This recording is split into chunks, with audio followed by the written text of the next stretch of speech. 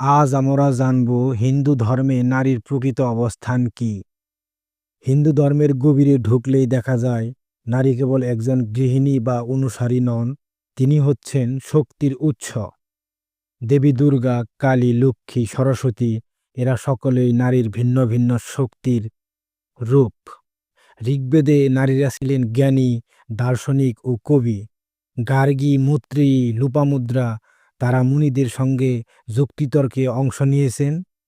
বেদে বলা হয়েছে, যেখানে নারীদের সম্মান করা হয় সেখানেই দেবতারা বসবাস করেন। গীতা উপনিষদে আত্মাকে লিঙ্গ ভিত্তিক বিভাজন করা হয়নি। নারী ও পুরুষ উভয়েই আত্মা এবং উভয়েরই মোক্ষ লাভ সম্ভব। দেবী শক্তি ছাড়া শিবও শব অর্থাৎ নির্জীব। তাই নারীকে শক্তি, জ্ঞান, মমতা ও শুদ্ধতার প্রতীক হিসেবে বিবেচনা করা হয়েছে। পুরাণে দেখা যায় সীতা, কুন্তী, সাবিত্রী, দময়ন্তীর মতো নারীরা কেবল পত্নী নন, বরং আদর্শ চরিত্রের রোল মডেল। তবে ইতিহাসের এক পর্যায়ে, বিশেষ করে মধ্যযুগে, সমাজে নারীর স্থান কিছুটা কমে যায়, প্রবল পুরুষতান্ত্রিকতা এসে পড়ে।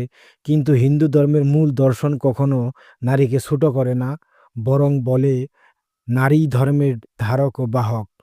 আজকের দিনে হিন্দু নারীরা শুধু মন্দিরেই নয়, জ্ঞান, বিজ্ঞান, সাহিত্য, রাজনীতি সব ক্ষেত্রেই সফলভাবে অবদান রেখে চলেছেন। সুতরাং হিন্দু ধর্মে নারীর অবস্থান শক্তির উৎস, জ্ঞানের ধারক এবং সৃষ্টির মূল। ভিডিও ভালো লাগলে লাইক করুন, সাবস্ক্রাইব করুন হিন্দু তত্ত্ব চ্যানেলটি এবং জানাতে ভুলবেন না পরের ভিডিওতে আপনি কি জানতে চান।